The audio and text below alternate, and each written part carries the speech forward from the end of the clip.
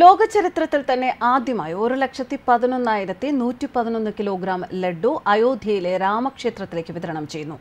രാമനവമി പ്രമാണിച്ചാണ് ഇത്രയധികം ലഡ്ഡുകൾ വിതരണം നടത്തുന്നത്. ബിസിനസ്സുകാരനായ ദേവ്രഹ ഹൻസ് ബാബയാണ് ലഡ്ഡു സമർപ്പിക്കുക. ഏപ്രിൽ 17-ന് ലഡ്ഡു അയക്കും. കാശിയിലും തിരുപ്പതിയിലുമൊക്കെ വളരെയധികം വിശേഷപ്പെട്ട പ്രസാദമാണ് ലഡ്ഡു. ശ്രീവാരി ലഡ്ഡു എന്നാണ് ഇവ അറിയപ്പെടുന്നത്.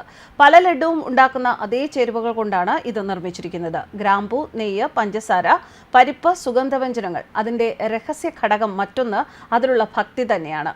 ഇത് തിരുമല കുന്നുകളിൽ വസിക്കുന്ന വെങ്കടേശ്വരന് സമർപ്പിക്കാനാണ് നിർമ്മിച്ചിരിക്കുന്നത്.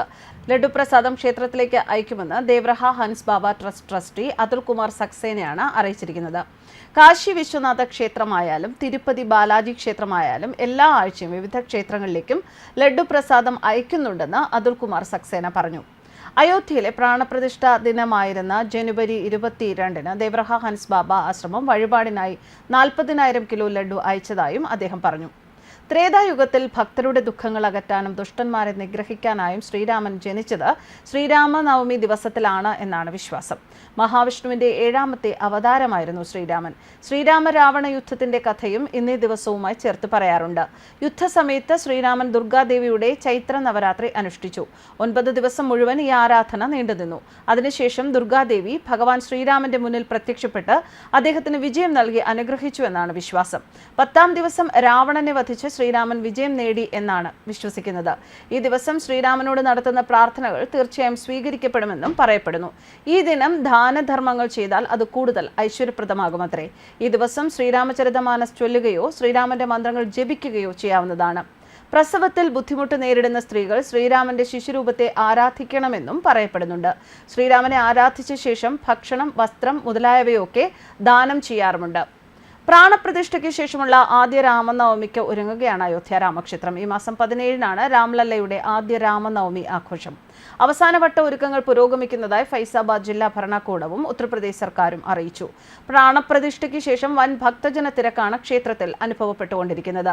രാമനവമി ദിനത്തിൽ വൻ ഭക്തജന തിരക്കുണ്ടാകാനുള്ള സാധ്യതകൾ മുന്നിൽ കണ്ട് ക്ഷേത്രത്തിലും പരിസരത്തും വൻ സുരക്ഷാ ക്രമീകരണങ്ങളാണ് ഏർപ്പെടുത്തിയിരിക്കുന്നത്. ഈ മാസം 16, 17, 18 ദിവസങ്ങളിൽ ദർശന സമയം 20 മണിക്കൂറായി ക്രമീകരിച്ചിട്ടുണ്ട്. ഭക്തജന തിരക്ക് കണക്കിലെടുത്ത് ക്ഷേത്രത്തിനുള്ളിൽ 7 വരികളായി ഭക്തരെ ക്രമീകരിച്ച് ദർശനത്തിനുള്ള സൗകര്യമൊരുക്കും. ഇക്കൊല്ലത്തെ രാമനവമി ദിനത്തിൽ 40 ലക്ഷം ഭക്തർ അയോധ്യയിൽ എത്തുമെന്നാണ് ക്ഷേത്ര പ്രതിനിധികൾ പ്രതീക്ഷിക്കുന്നത്. കൂടാതെ ഉദ്യോഗസ്ഥർക്ക് നിയുക്ത സോണുകളിൽ പരിശോധന നടത്തി സ്ഥലത്തെ സ്ഥിതിഗതികളെക്കുറിച്ച് ഉന്നത ഉദ്യോഗസ്ഥർക്ക് റിപ്പോർട്ട് നൽകാനും നിർദ്ദേശം നൽകിയിട്ടുണ്ട്. Nayaghat, Nageshwar, Nath zone, Hanuman Garhi zone, temple zone, Kanak Bhavan, temple zone എന്നിവിടങ്ങളുടെ സുരക്ഷയും കർശനമാക്കിയിരിക്കുകയാണ്. സുരക്ഷാ ക്രമീകരണങ്ങൾ ഉറപ്പാക്കാൻ ജില്ലാ മജിസ്ട്രേറ്റിനും മറ്റുദ്യോഗസ്ഥർക്കും നിർദ്ദേശം നൽകിയിട്ടുണ്ട്. കൂടാതെ പോലീസും മറ്റു സുരക്ഷാ ഏജൻസികളും സ്ഥലത്ത് നിരീക്ഷണം നടത്തുകയാണ്. ക്ഷേത്ര പരിസരത്ത് 24 മണിക്കൂർ പ്രവർത്തിക്കുന്ന കൺട്രോൾ റൂം പ്രവർത്തനം ആരംഭിച്ചു. ഇവിടെ 3 ഷിഫ്റ്റുകളായി ഉദ്യോഗസ്ഥരെയും ജീവനക്കാരെയും വിന്യസിക്കും. പോലീസിന് പുറമെ നഗര ആരോഗ്യ വകുപ്പ്, അയോധ്യ മുനിസിപ്പൽ കോർപ്പറേഷൻ, ഇലക്ട്രിസിറ്റി എന്നിവയുടെ 24 മണിക്കൂർ സേവനവും ഉറപ്പാക്കിയിട്ടുണ്ട്.